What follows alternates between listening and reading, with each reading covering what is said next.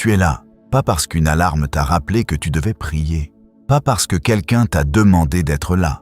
Quelque chose en toi a choisi ça, ce matin, avant que le reste commence à réclamer. Et ce choix-là, aussi silencieux qu'il soit, dit quelque chose de réel sur où tu en es avec Dieu. Le psaume 63 a été écrit dans un désert. Pas une métaphore de désert. Un désert réel. David avait chaud, il avait soif. Et la première chose qu'il écrit, ce n'est pas une plainte sur les circonstances. C'est une déclaration sur ce qu'il cherche en premier. Ô Dieu, tu es mon Dieu. Je te cherche dès l'aurore. Dès l'aurore, dans un désert, assoiffé. Et la première pensée du matin, ce n'est pas l'eau, c'est Dieu. Il explique pourquoi quelques mots plus tard. Mon âme a soif de toi, ma chair languit après toi. Il prend la réalité physique la plus urgente de sa situation, la soif dans un endroit sec, et il dit « C'est exactement ce que je ressens pour toi. » Pas une envie agréable, une nécessité, le genre de besoin qui ne se reporte pas. Philippiens 4 vient d'un autre endroit difficile. Paul est en prison, enchaîné. Il ne sait pas ce qui va lui arriver. Et depuis cet endroit-là, il écrit une instruction qui semble impossible dans ces conditions. Ne vous inquiétez de rien. Rien. Pas des petites choses, pas des choses raisonnables à laisser de côté. Rien. Ce qui suppose que cette instruction n'est pas une invitation à faire semblant que les problèmes n'existent pas. C'est une invitation à les porter autrement. Par la prière, dit-il. Par la supplication, avec des actions de grâce. Et puis, il dit quelque chose sur la paix qui résulte de ça. La paix de Dieu qui surpasse toute intelligence gardera vos cœurs et vos pensées. Gardera. Ce mot-là n'est pas passif. En grec, c'est un terme militaire. Quelqu'un qui monte la garde, qui tient un poste, qui ne bouge pas quand quelque chose essaie d'entrer. La paix que Paul décrit ne disparaît pas quand les circonstances se compliquent. Elle tient, parce qu'elle ne vient pas des circonstances. Elle vient d'autre chose entièrement. Luc 9 dit quelque chose d'inconfortable. Jésus dit « Si quelqu'un veut venir après moi, qu'il se renie lui-même, qu'il se charge de sa croix et qu'il me suive. » Se renie. Ce mot-là est fort. Ce n'est pas simplement mettre de côté certaines préférences.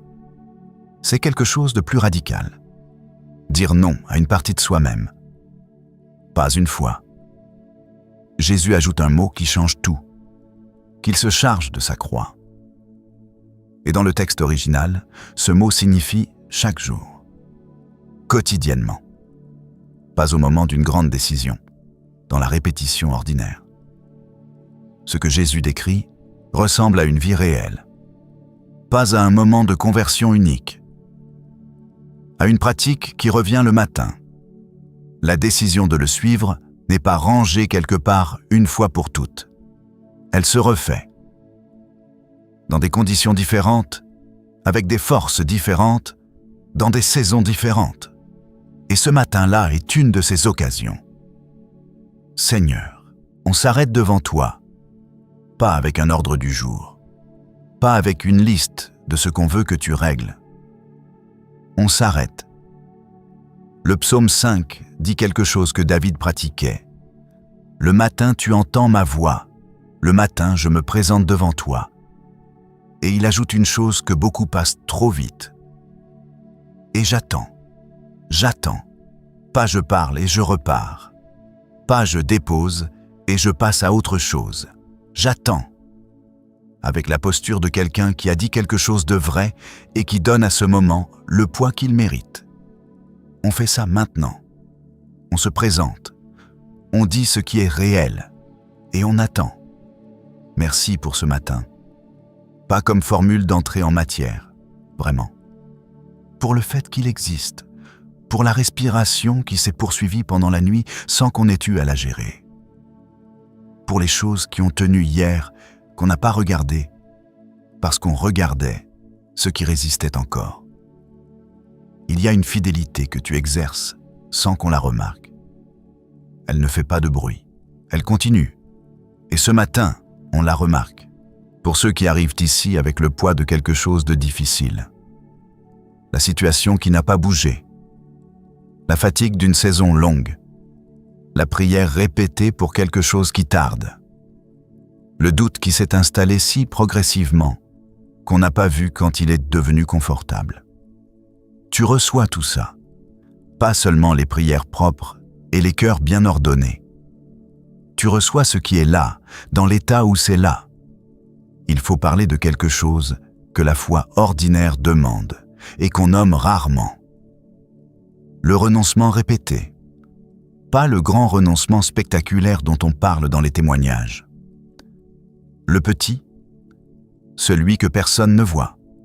Choisir de ne pas dire quelque chose qui aurait été satisfaisant à dire.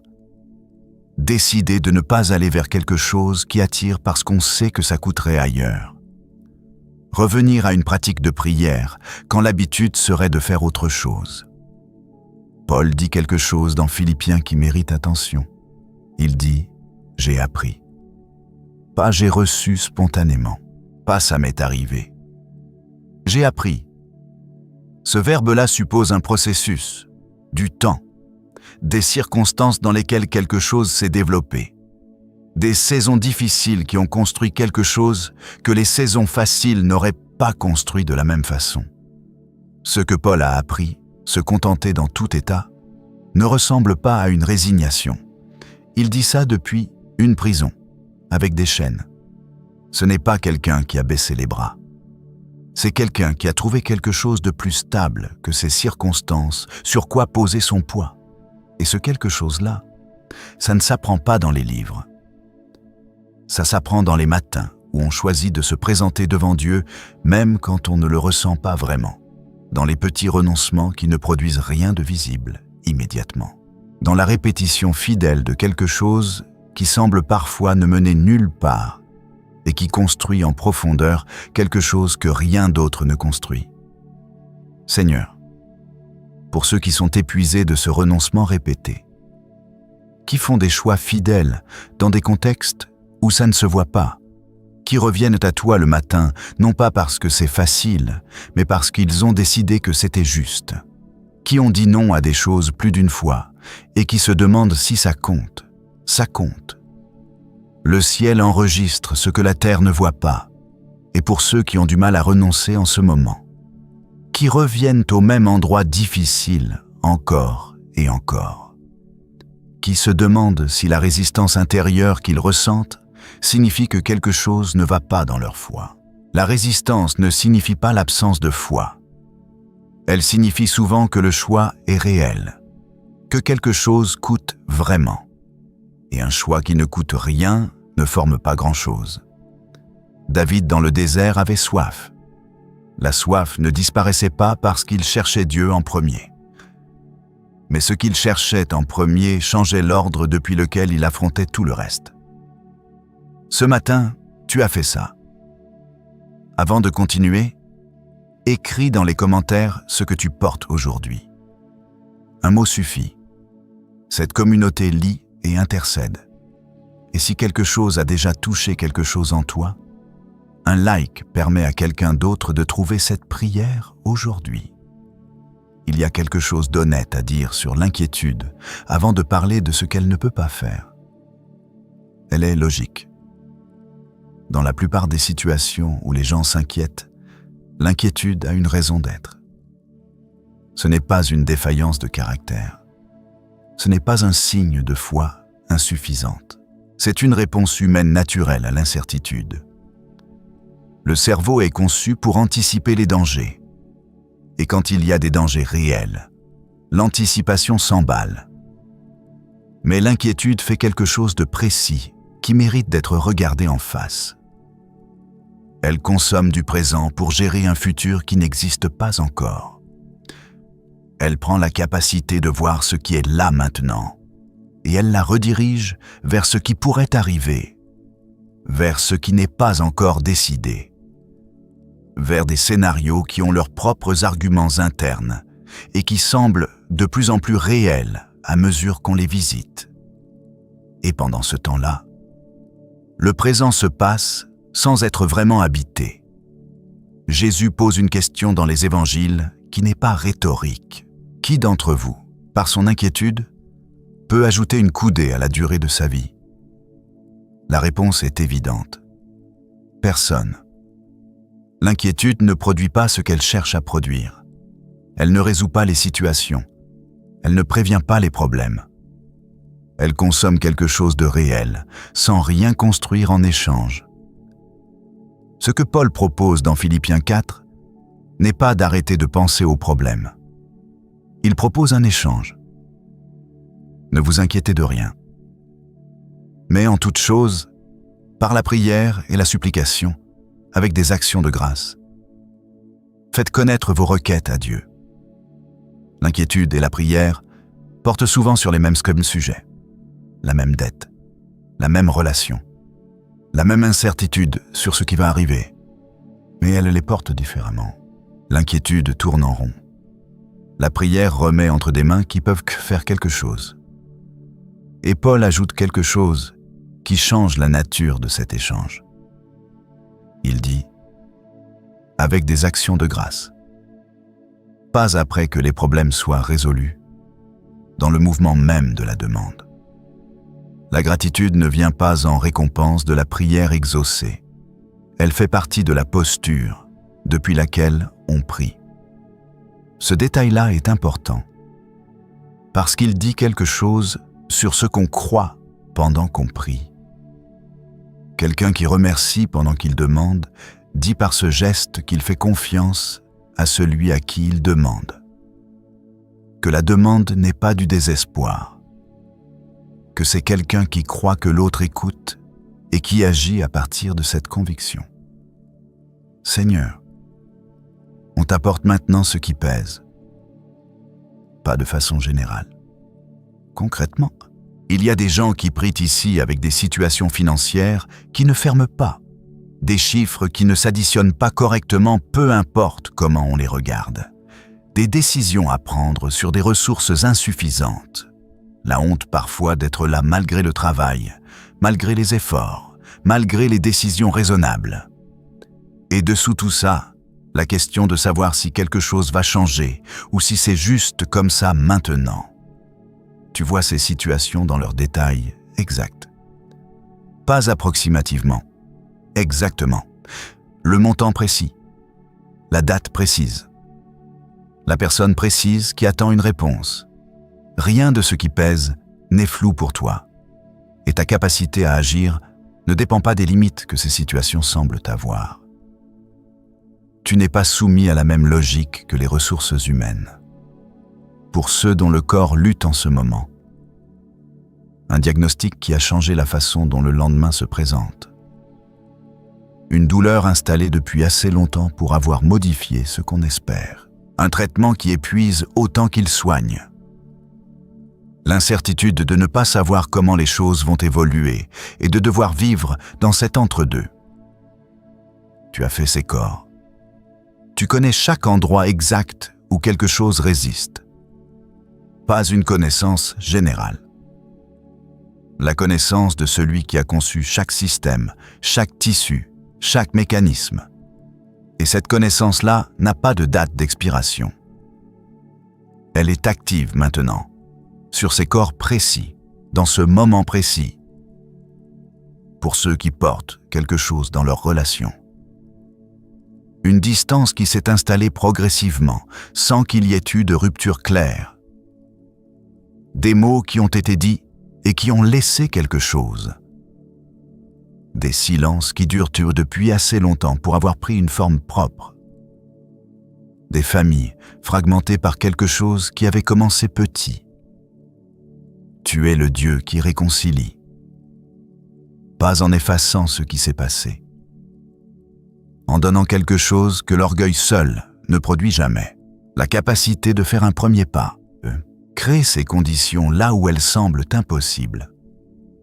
Pour ceux qui portent un deuil, pas seulement la mort de quelqu'un, le deuil d'une version de leur vie qui n'existe plus, d'une relation qui s'est terminée, d'un rêve qui n'a pas pris la forme attendue, d'une époque qui était plus simple. Ce deuil-là est réel. Tu ne le minimises pas. Jésus a pleuré au tombeau de Lazare. Il savait ce qu'il allait faire. Et il a pleuré quand même, parce que la douleur était réelle et que tu ne passes pas par-dessus les choses réelles. Il y a quelque chose que l'inquiétude fait aussi à la fois sur la durée. Elle installe une logique de contrôle. L'inquiétude dit « Si je pense assez à ce problème, si j'anticipe assez les scénarios possibles, si je tiens le problème assez près, peut-être que je vais trouver quelque chose. » Et cette logique-là ressemble à de la responsabilité. Elle ressemble à de la prudence. Mais ce qu'elle produit, c'est l'illusion qu'on peut gérer ce qui dépasse notre capacité de gestion. David dans le désert avait soif. Il ne pouvait pas faire apparaître de l'eau par ses propres efforts.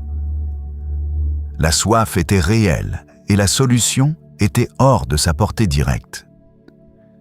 Et sa réponse à ça n'était pas de penser plus intensément au problème de l'eau. C'était de se tourner vers quelqu'un dont la portée n'avait pas les mêmes limites que la sienne. La prière n'est pas une technique pour se sentir mieux pendant que le problème reste entier. C'est un acte de repositionnement. On remet quelque chose entre des mains qui peuvent faire quelque chose avec. Et ce repositionnement change quelque chose dans la façon dont on porte ce qui reste à porter, dans l'attente de ce qui vient.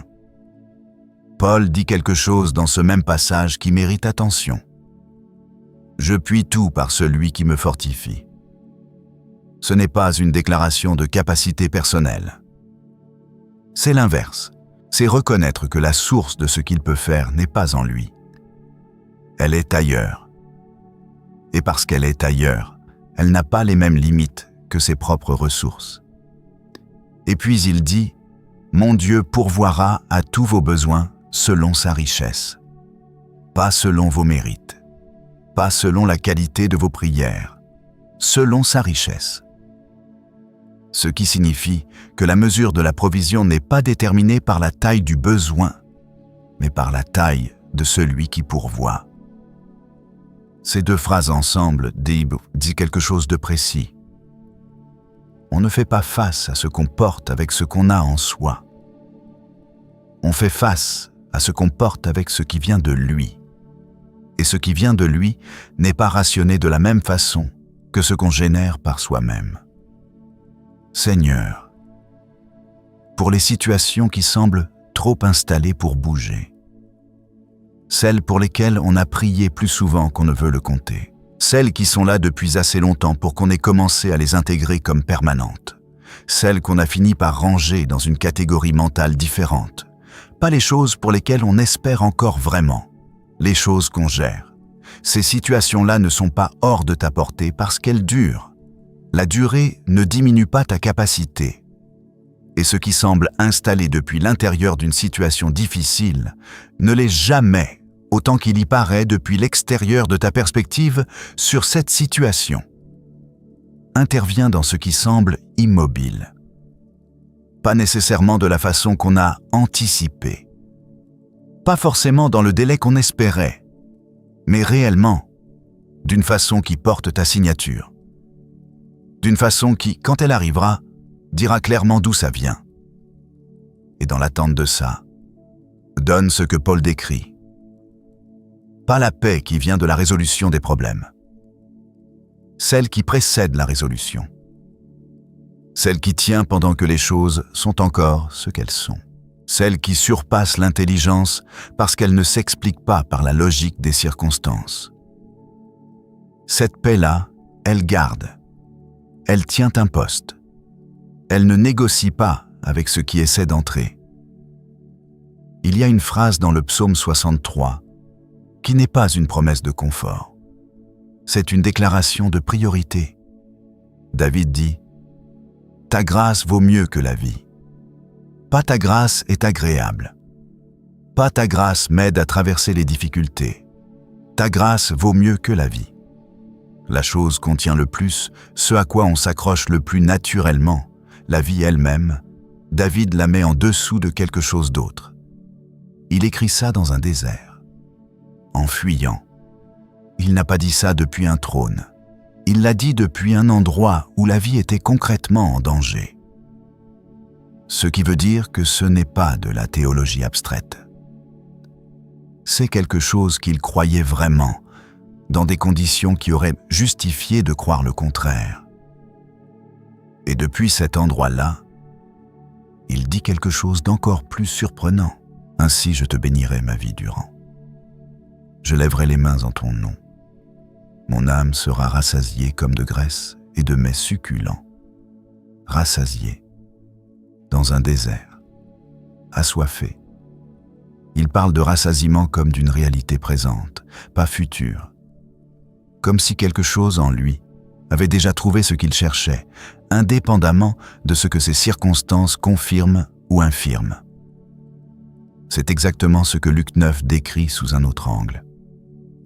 Jésus dit « Quiconque voudra sauver sa vie, la perdra. Mais quiconque perdra sa vie à cause de moi, la sauvera. » Ce paradoxe-là n'est pas une formule mystique. C'est une description de quelque chose de fonctionnel. Quand on tient sa vie comme la chose principale à protéger, on vit dans une logique défensive.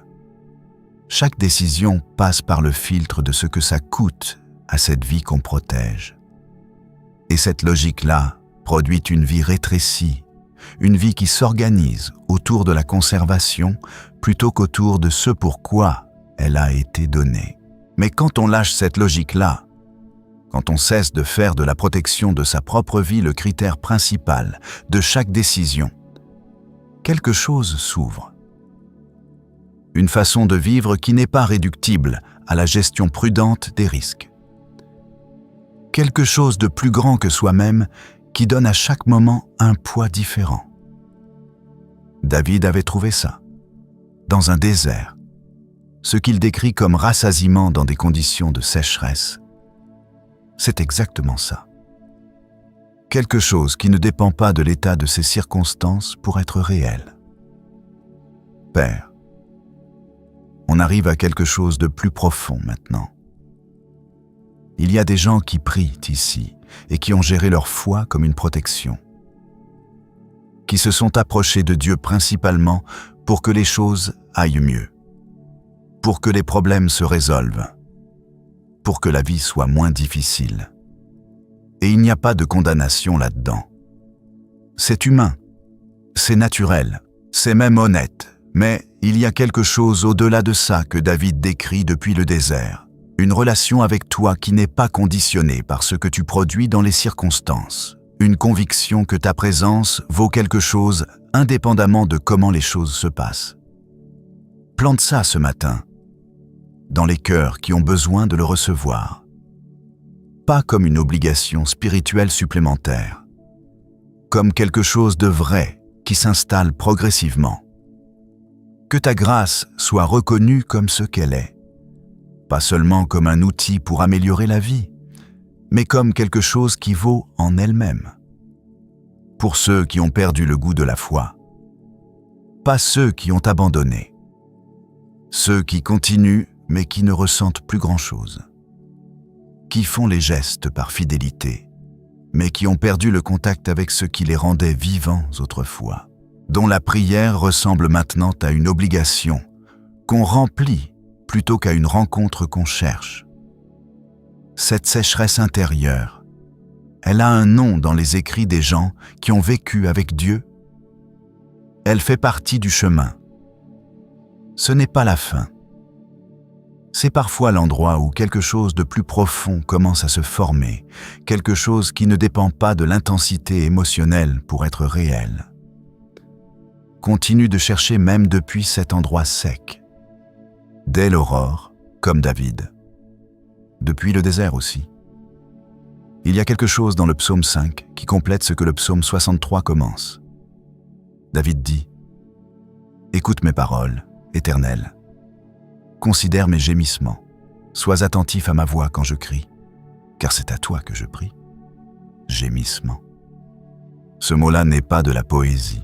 C'est une description de ce qui sort quand les mots ne suffisent pas. Quand la situation est trop complexe ou trop douloureuse pour être bien formulée. Quand ce qu'on porte n'a pas encore de langage adéquat. Et Dieu reçoit ça. Il ne reçoit pas seulement les prières articulées, bien construites, théologiquement précises. Il reçoit les gémissements, ce qui sort de l'intérieur sans savoir exactement où ça va. Paul dit la même chose dans Romains. L'Esprit lui-même intercède pour nous par des gémissements inexprimables.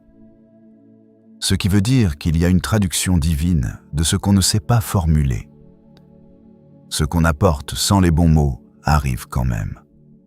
Pas approximativement, parfaitement. Parce que quelqu'un d'autre fait la traduction. Seigneur, pour ceux qui n'ont pas les mots ce matin, qui sont là mais qui ne savent pas quoi dire, dont la situation est trop entremêlée pour être résumée en une prière propre, qui ont l'impression que pour prier correctement, il faudrait d'abord comprendre exactement ce qui se passe en eux. Et ils ne comprennent pas encore. Tu reçois ce qui est là, dans la forme où c'est là. Le gémissement compte autant que la prière articulée. La présence silencieuse compte autant que les mots. Maintenant, on intercède pour des situations concrètes, pour ceux qui portent la charge de décisions importantes. Des carrefours où les deux directions semblent avoir des arguments valables. Des choix dont les conséquences s'étendent loin et qu'on ne peut pas pleinement anticiper. La peur de se tromper. La peur de rater quelque chose que tu avais prévu. Tu es le Dieu qui guide. Pas de façon mystérieuse et inaccessible. De façon réelle. Par ta parole, par la paix qui confirme, par l'inconfort qui avertit, par les gens que tu places sur le chemin avec les bonnes questions au bon moment. Donne cette guidance concrètement aux personnes qui en ont besoin ici. Que la prochaine étape devienne visible, pas tout le chemin d'un coup. Le prochain pas, pour ceux qui portent bas des enfants dans leurs prières. Des parents qui voient un fils, une fille, partir dans des directions qui font peur, qui prient depuis des mois, des années, pour quelqu'un qu'ils aiment et qui semble s'éloigner. La douleur particulière de l'amour, qui ne peut pas forcer le retour. L'impuissance de regarder et de ne pas pouvoir intervenir autrement que par la prière. Ces prières ne se perdent pas. Elles s'accumulent. Elles construisent quelque chose dans l'invisible que seule la perspective du temps permettra de voir. Tiens ces parents, tiens ces cœurs, et rejoins ces enfants là où ils sont, de la façon que toi seul sais faire, de la façon qui atteint ce que les arguments humains n'atteignent pas, pour ceux qui traversent quelque chose dans la solitude. Pas l'absence de personnes autour, la solitude de porter quelque chose qu'on ne peut pas pleinement partager, parce que c'est trop complexe à expliquer, parce que personne autour ne comprend vraiment ce que c'est d'être à l'intérieur. Parce qu'on a appris à faire bonne figure et que maintenant, on ne sait plus comment montrer autre chose. Tu vois l'intérieur de ce que personne d'autre ne voit. Tu connais le détail de ce qui est caché et tu ne fais pas semblant de ne pas le savoir. Ta présence dans cet endroit-là n'est pas conditionnelle à ce qu'on te l'explique bien. Tu es déjà là. Il y a quelque chose que je veux dire sur la honte avant de continuer. Pas la culpabilité. La honte est différente. La culpabilité dit « j'ai fait quelque chose de mal ». La honte dit « je suis quelque chose de défectueux ». Elle s'installe dans l'identité. Elle murmure que tu es l'exception aux promesses. Que pour les autres ça marche, mais que toi tu connais la réalité de ce que tu es à l'intérieur. Que si les gens voyaient vraiment, ils comprendraient pourquoi certaines choses ne fonctionnent pas pour toi. Cette voix-là est précise. Elle connaît les bons arguments. Elle sait quoi utiliser. Et elle était patiente. Elle attend les moments de silence pour parler. Elle attend les moments d'échec pour confirmer ce qu'elle dit depuis le début. Mais voici ce qui est vrai sur la honte depuis la croix. Elle a été portée, pas ignorée, pas contournée, portée. Jésus sur la croix a connu quelque chose que le texte de l'Épître aux Hébreux décrit avec un mot précis. Il a enduré la croix en méprisant la honte. Ce mot méprisant ne veut pas dire qu'il ne l'a pas ressenti. Il veut dire qu'il a refusé de lui donner le dernier mot, qu'il l'a regardé en face et qu'il a choisi autre chose. Et ce qu'il a choisi à la place, c'est toi. La joie qui lui était proposée, dit le texte. Toi, ta réconciliation, ton retour, ta vie avec Dieu. C'était suffisant pour traverser ce qu'il avait à traverser.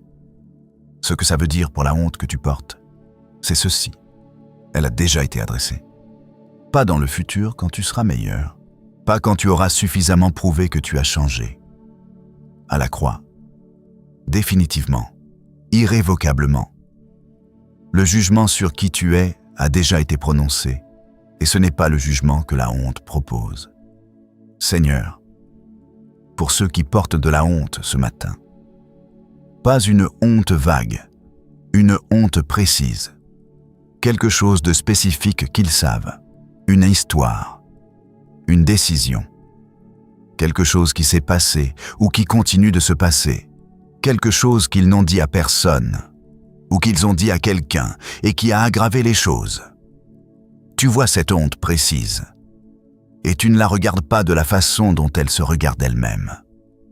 Tu ne regardes pas ce qu'elle a fait à l'identité de cette personne comme quelque chose de permanent et de définitoire. Tu regardes quelqu'un que tu as créé, quelqu'un pour qui tu as payé un prix que personne n'a jamais payé, quelqu'un dont tu connais le nom et dont l'histoire entière, y compris les parties les plus difficiles, n'a pas changé ce que tu as décidé à son sujet. Parle à ces cœurs chargés de honte. Pas avec des mots généraux sur ta grâce. Avec quelque chose de précis qui touche l'endroit précis où la honte s'est installée. Fais ce que toi seul sais faire dans ces endroits-là. Ce travail intérieur que rien d'autre ne fait. Il y a aussi quelque chose à dire sur l'épuisement spirituel, différent de la fatigue physique, différent de la sécheresse émotionnelle dont on a parlé. L'épuisement spirituel arrive quand on a donné depuis longtemps depuis un réservoir qu'on n'a pas pensé à remplir. Quand on a servi, intercédé, porté les autres, été là pour les gens autour, et qu'un jour, on réalise qu'on donne depuis un endroit vide. Élie connaissait ça. Après l'une des plus grandes victoires prophétiques de l'Ancien Testament, il s'est retrouvé sous un genévrier dans le désert, demandant à mourir. Pas parce qu'il manquait de foi, parce qu'il était épuisé de façon totale. Corps, âme, esprit. Et la réponse de Dieu à ce moment-là n'était pas un sermon, c'était de la nourriture, du sommeil, encore de la nourriture, encore du sommeil. Et puis une question douce. Que fais-tu ici, Élie? Pas une accusation, une invitation à nommer ce qui se passait vraiment. Dieu rencontre l'épuisement avec du soin avant de rencontrer l'épuisement avec une mission. Il restaure avant de recommissionner. Et cette séquence-là dit quelque chose d'important sur comment il voit ceux qui sont épuisés. Pas avec impatience, pas avec la demande de se ressaisir, avec le soin de quelqu'un qui sait exactement ce dont un être humain épuisé a besoin. Seigneur, pour ceux qui sont épuisés spirituellement ce matin, qui ont donné depuis longtemps sans vraiment recevoir, qui ont été forts pour les autres pendant une saison longue et qui ne savent plus comment ne pas être forts, qui sont debout par habitude, plus que par élan, dont le oui à toi ressemble maintenant à de la fidélité fatiguée, plus qu'à de la passion active. Fais ce que tu as fait pour Élie. Nourris d'abord, restaure d'abord. Donne ce dont le corps, l'âme et l'esprit ont besoin pour se remettre debout depuis l'intérieur plutôt que par effort de volonté.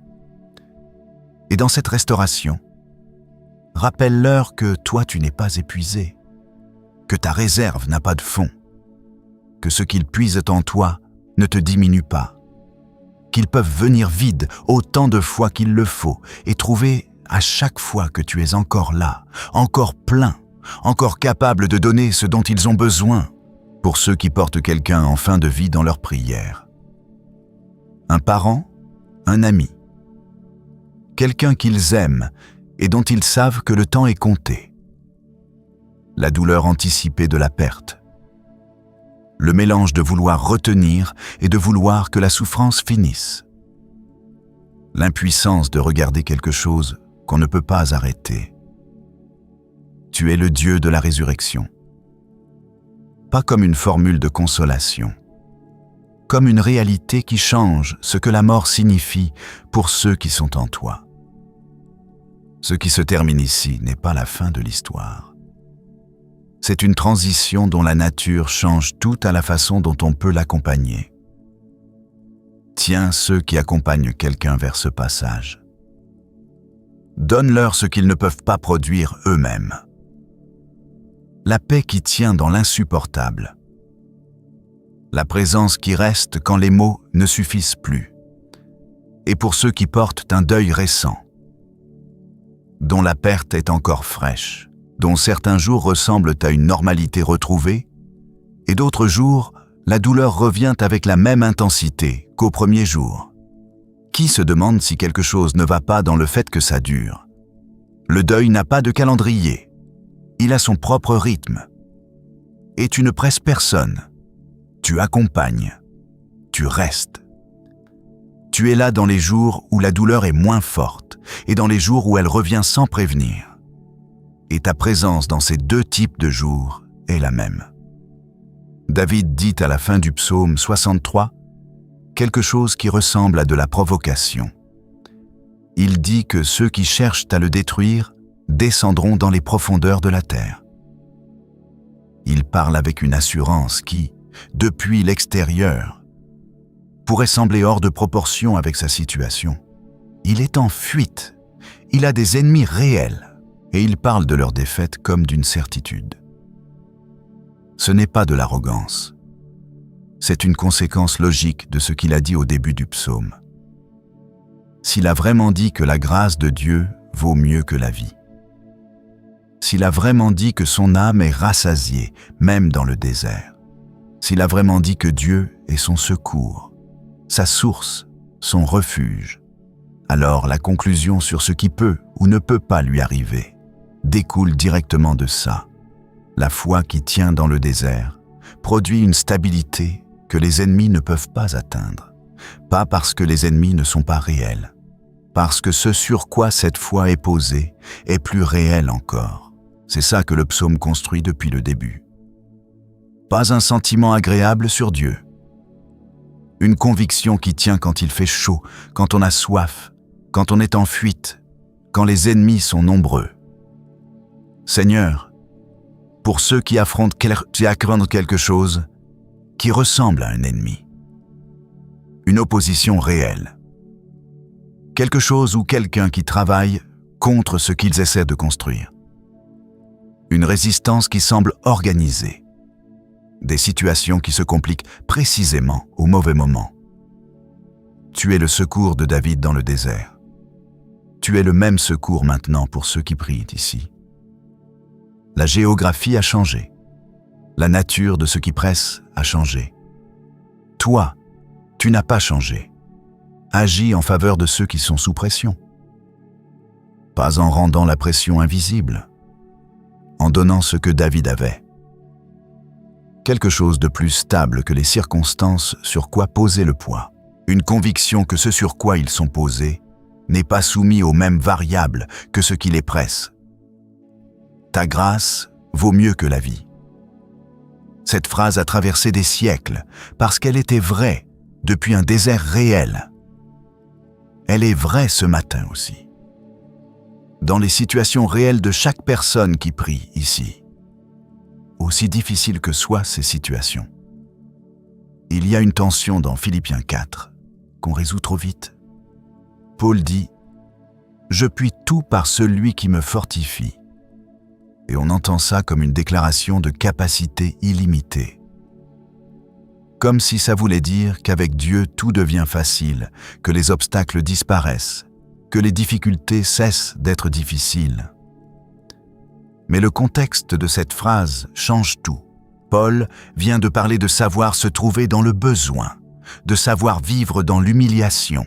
Il dit « J'ai appris à être content, que je sois rassasié ou que j'ai faim, que j'ai le nécessaire ou que je sois dans la disette. » Ce n'est pas une description de quelqu'un dont les problèmes ont disparu.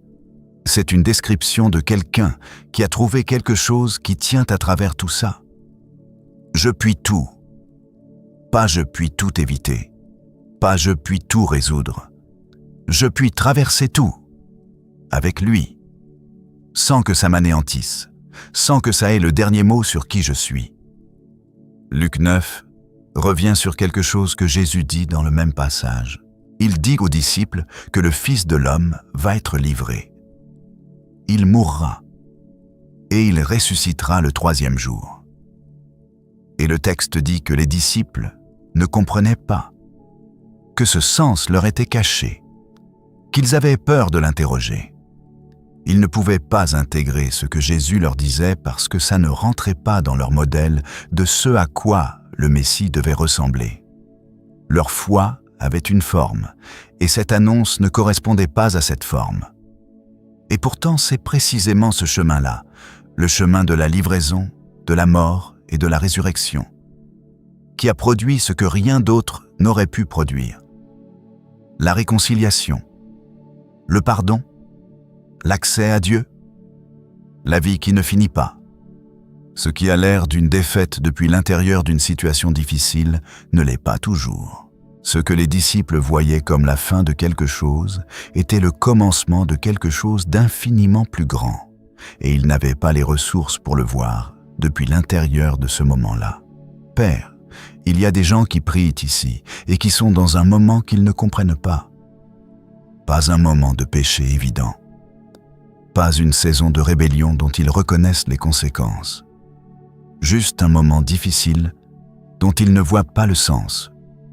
Une souffrance qui n'a pas de raison visible.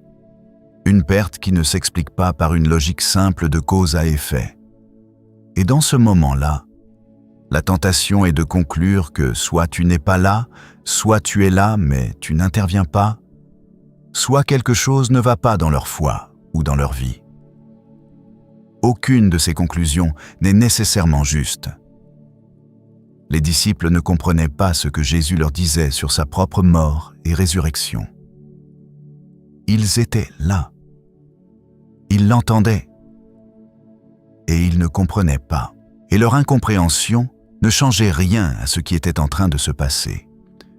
Parfois, on est au milieu de quelque chose dont on ne peut pas voir la forme depuis l'intérieur. Et l'incapacité à voir la forme n'est pas un signe que la forme n'existe pas.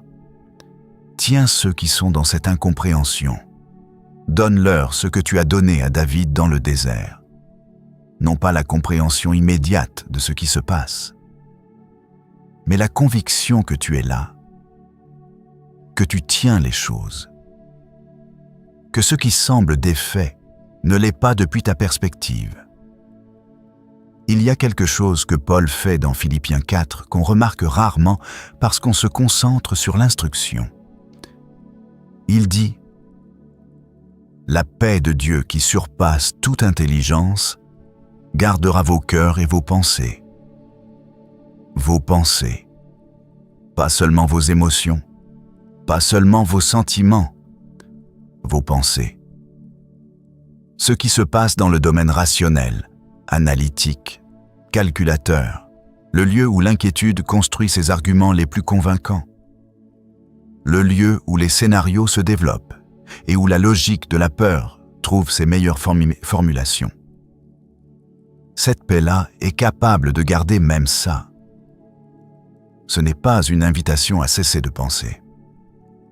C'est une description de ce que la paix de Dieu fait aux pensées qui pensent de façon anxieuse. Elle ne les supprime pas. elle les garde. Elle tient un poste entre elle et ce qui veut s'y installer sans autorisation. Et Paul dit que cette paix surpasse toute intelligence. Ce qui signifie qu'elle ne vient pas du fait d'avoir résolu intellectuellement le problème. Elle précède la résolution. Elle existe indépendamment de savoir comment les choses vont finir. Elle tient dans l'incertitude. Pas après elle.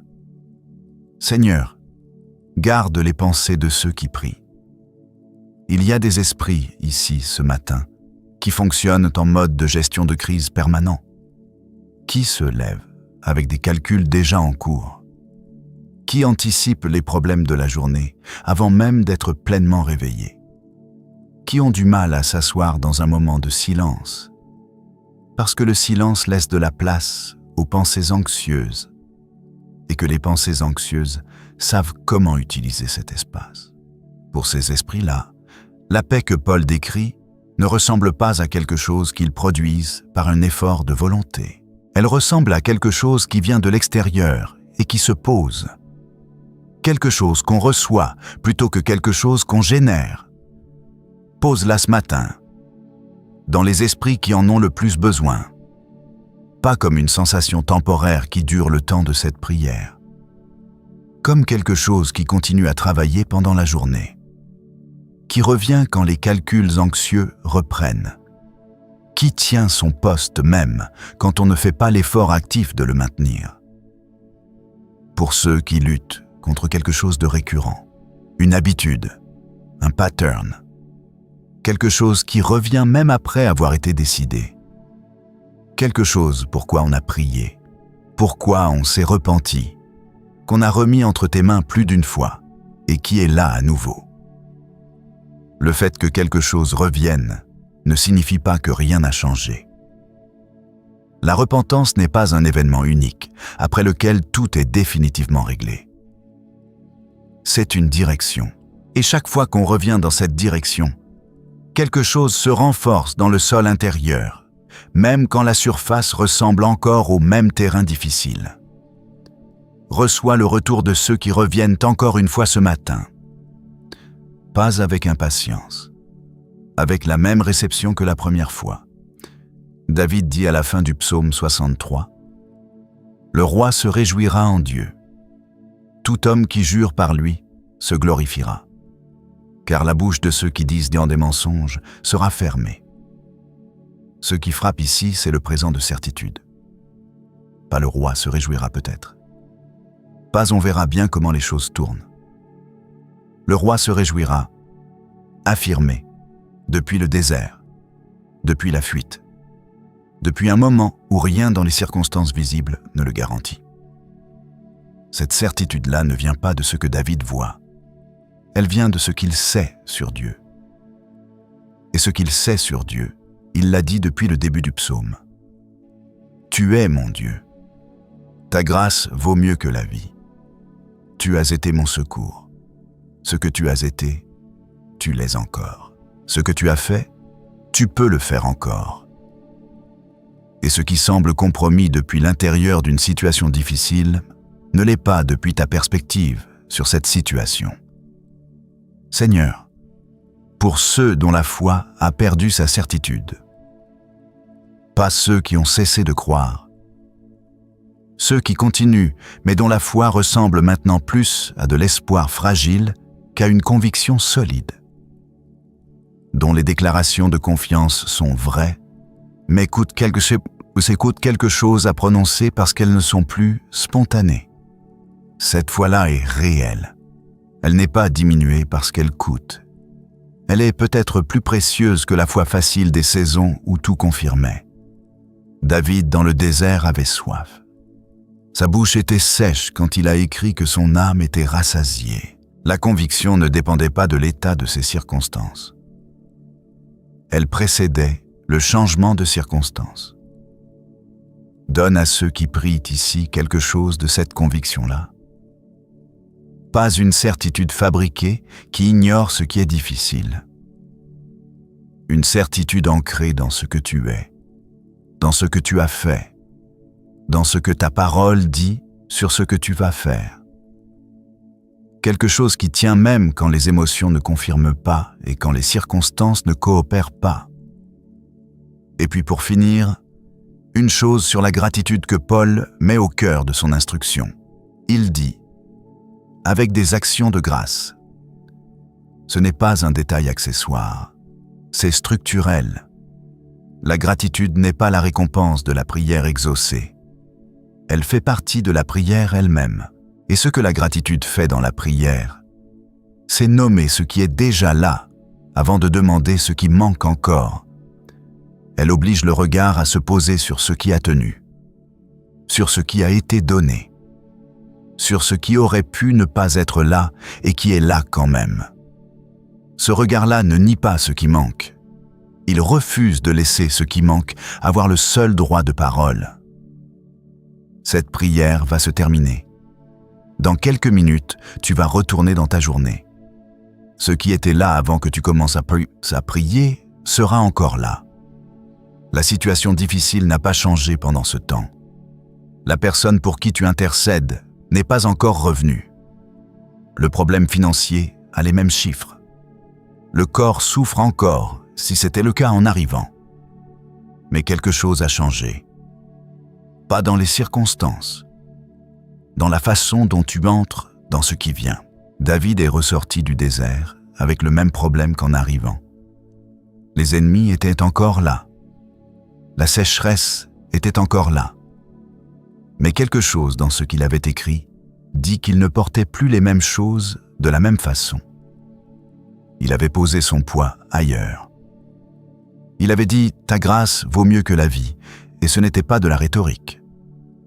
C'était une décision sur où il allait poser son centre de gravité. Ce matin, cette même décision est disponible. 3 choses concrètes à emporter. Mais avant ça, une dernière chose à nommer sur ce qui s'est passé ici ce matin. La prière n'est pas un monologue. C'est quelque chose qui se passe entre 2 parties. Ce qu'on dit, il l'entend. Ce qu'on pose, il le reçoit. Ce qu'on demande, il le prend en compte. Pas comme un distributeur automatique qui délivre ce qu'on commande. Comme quelqu'un qui écoute vraiment, qui comprend vraiment et qui répond depuis une sagesse qui dépasse ce qu'on peut anticiper. Le psaume 5 dit que David se présentait le matin et attendait. Ce mot « attendre » dans le contexte hébreu ne signifie pas rester passif dans l'incertitude. Il signifie se tenir dans une posture orientée. Regarder dans une direction, avec l'expectative de quelqu'un qui sait que l'autre est là et qui s'attend à ce qu'il se manifeste. C'est une posture qu'on peut prendre hors du temps de prière aussi, pendant la journée, dans les moments ordinaires. Une conscience de fond que quelque chose s'est passé ce matin, qu'une conversation a eu lieu, que quelque chose a été déposé et que l'autre côté de cette conversation est actif, qu'il travaille sur ce qui a été présenté. Pas de façon magique, de façon réelle, à travers les circonstances, les personnes, les portes qui s'ouvrent, tout se ferme, les paix qui arrivent et les inconforts qui avertissent. Vivre avec cette conscience-là change quelque chose. Pas la température émotionnelle nécessairement, mais l'orientation. On n'est plus seul dans ce qu'on traverse. Ce n'est pas une affirmation pieuse. C'est une réalité qui découle directement de ce qui s'est passé dans ce temps de prière. Et cette réalité-là mérite d'être tenue délibérément, rappelée, revisitée. Surtout quand la journée reprend son rythme et que l'évidence de la présence de Dieu devient moins forte que l'évidence des problèmes. La première chose concrète est pour les moments de la journée où l'inquiétude va revenir. Parce qu'elle va revenir. Pas nécessairement avec la même intensité qu'avant cette prière. Mais elle revient. Elle a ses habitudes. Elle connaît ses heures d'entrée. Elle sait quand tu es fatigué, quand tu es seul, quand le silence crée de l'espace pour elle. Dans ce moment-là, ne combats pas l'inquiétude directement. Paul ne dit pas « luttez contre l'inquiétude ». Il dit « faites connaître vos requêtes à Dieu ». Ce n'est pas la même chose. L'un est une lutte intérieure contre quelque chose. L'autre est un mouvement vers quelqu'un. Quand l'inquiétude revient, tourne-toi. Pas de longue prière nécessairement. Un geste, une phrase. « Seigneur, je te remets ça, pas parce que je l'ai résolu, parce que toi tu peux faire quelque chose avec. » Ce geste-là, répété, construit quelque chose au fil du temps. Il entraîne le réflexe de se tourner plutôt que de s'enfoncer. Et ce réflexe, à force de pratique, devient la première réponse plutôt que la dernière. La deuxième chose est pour ce soir. Avant de poser le téléphone, pose une seule question. Qu'est-ce que j'ai vu aujourd'hui qui porte la marque de Dieu? Pas une preuve spectaculaire. Quelque chose de petit. Une conversation qui a tourné autrement que tu craignais. Une idée qui est arrivée au bon moment. Une paix qui a tenu dans une situation où elle n'aurait pas dû tenir. Un détail qui dit que quelqu'un était là avant toi dans ce que tu as traversé. Nomme-le. Dis-le à voix haute ou écris-le. Parce que ce qu'on nomme devient plus réel que ce qu'on laisse flotter sans forme. Et ce qui est nommé s'accumule. Et ce qui s'accumule devient un dossier. Et un dossier de fidélité perçue change la façon dont on entre dans le lendemain. David faisait ça. Il écrivait « Le psaume 63 est une accumulation de ce qu'il savait sur Dieu depuis ses expériences passées. » Ce n'est pas de la théologie apprise dans des livres, c'est de la théologie vécue et notée. Tu as été mon secours. Tu as soutenu ma main droite. Je me suis souvenu de toi sur ma couche. Ces phrases ne viennent pas de nulle part. Elles viennent d'une pratique de regarder et de nommer ce qui s'est passé. La troisième chose est pour les moments de renoncement difficiles dans la semaine. Luc 9 dit qu'il se charge de sa croix, pas qu'il la pose définitivement une fois, qu'il s'en charge, ce qui veut dire que certains jours, ça sera plus lourd que d'autres. Certains jours, le renoncement coûtera quelque chose de concret. Une décision à prendre qui va dans une direction que toute une partie de soi ne veut pas prendre. Une occasion de répondre mal à quelqu'un qui a été injuste. Une tentation qui sait exactement quel argument utiliser ce jour-là. Dans ce moment, rappelle-toi de ce que Paul a appris. J'ai appris à me contenter. L'apprentissage a supposé des occasions d'apprendre, des moments où rester content n'était pas naturel, mais choisi. Des décisions répétées qui ont fini par former quelque chose.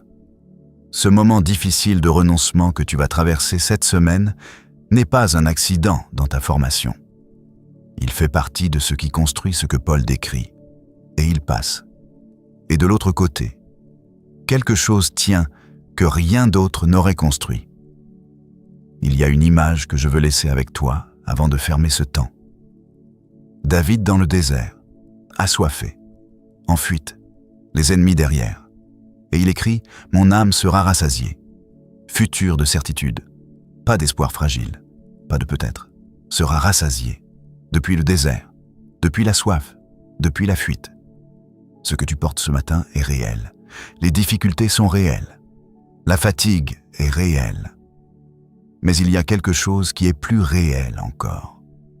Quelque chose que ni les circonstances, ni le temps, ni l'ennemi ne peuvent atteindre. La présence de Dieu. Sa fidélité qui ne dépend pas de l'état de nos journées pour être vraie. Mon âme sera rassasiée. Cette phrase-là peut traverser ta journée avec toi. Père, on arrive à la fin de ce temps. Et avant de remettre ce qui a été prié dans tes mains, on veut prendre un moment pour ne rien dire. Juste rester, juste être là, dans le silence qui suit les mots. Parce que parfois, c'est dans ce silence-là que quelque chose se pose. Quelque chose qu'on n'aurait pas reçu si on avait continué à parler. Tu es là dans ce silence aussi. Tu n'as pas besoin de mots pour être présent. Tu étais là avant qu'on commence. Tu seras là après qu'on finisse. Et dans l'espace entre les deux, tu travailles d'une façon que nos mots ne peuvent pas toujours suivre, mais que notre cœur peut apprendre à reconnaître. Regarder ce qui est vrai sur toi et le dire.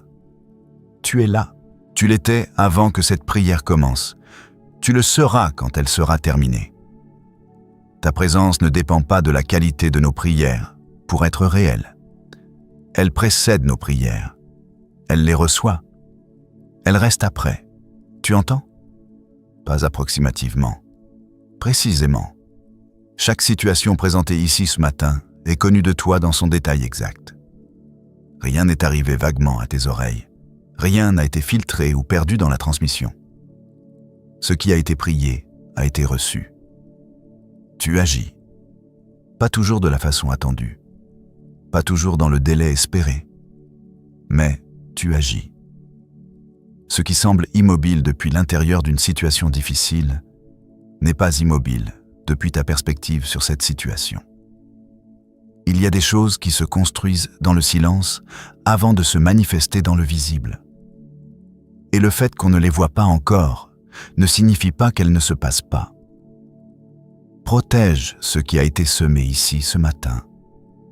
La prière du matin a une fragilité. Elle tient pendant qu'on prie. Et ensuite, la journée commence à faire pression, et ce qu'on avait reçu commence à se diluer sous le bruit et les demandes et les urgences. Ce n'est pas un échec. C'est la réalité de vivre dans un monde bruyant, avec une foi qui a besoin d'être nourrie régulièrement. Alors protège ce qui a été planté ici.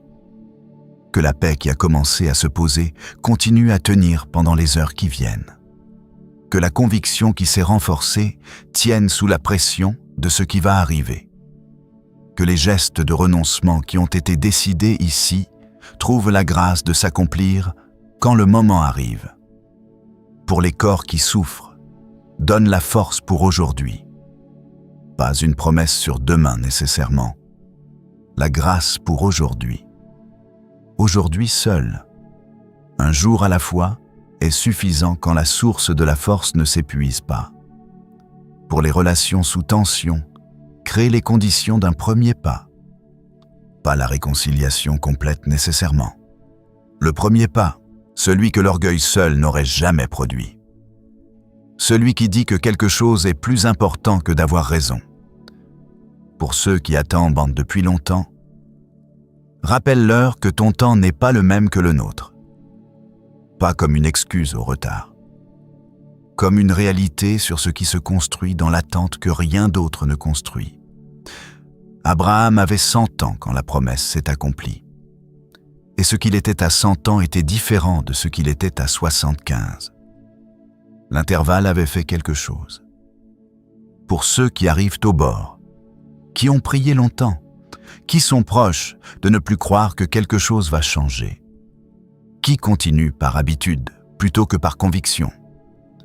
Parle à ces cœurs-là directement, pas à travers ces mots, depuis toi, d'une façon que toi seul sais faire, d'une façon qui atteint ce que rien d'autre n'atteint, et pour tous, que cette prière ne soit pas seulement quelque chose qu'on a écouté, qu'elle soit quelque chose qu'on a vécu, que David dans le désert soit moins loin qu'il y a 1 heure, que Philippiens 4 soit moins une instruction abstraite et plus une réalité en cours dans la vie de chaque personne qui a prié ici, que Luc 9 soit moins une exigence à remplir et plus une invitation à une vie qui a plus de poids et plus de sens que la vie organisée autour de la protection de soi-même. Ta grâce vaut mieux que la vie. Cette phrase a traversé des siècles depuis un désert réel, parce qu'elle était vraie là. Elle est vraie ce matin aussi. Pour chaque situation représentée ici, pour chaque cœur qui a apporté quelque chose. Dans le nom de Jésus. Amen. Si cette prière a touché quelque chose, partage-la avec quelqu'un maintenant. Une personne précise? Pas plus tard. maintenant, avant que l'impulsion passe. Un message simple suffit. Écris dans les commentaires ce que tu emportes. Un mot, une phrase. Ce que cette prière a planté. Cette communauté lit, et ce que tu écris peut être exactement ce dont quelqu'un d'autre a besoin de lire demain matin. Et si tu veux commencer chaque matin de cette façon, abonne-toi et active les notifications. On est là chaque matin, avant que le reste commence. Avant que la journée commence à réclamer, on est là. Et lui, il l'est encore plus.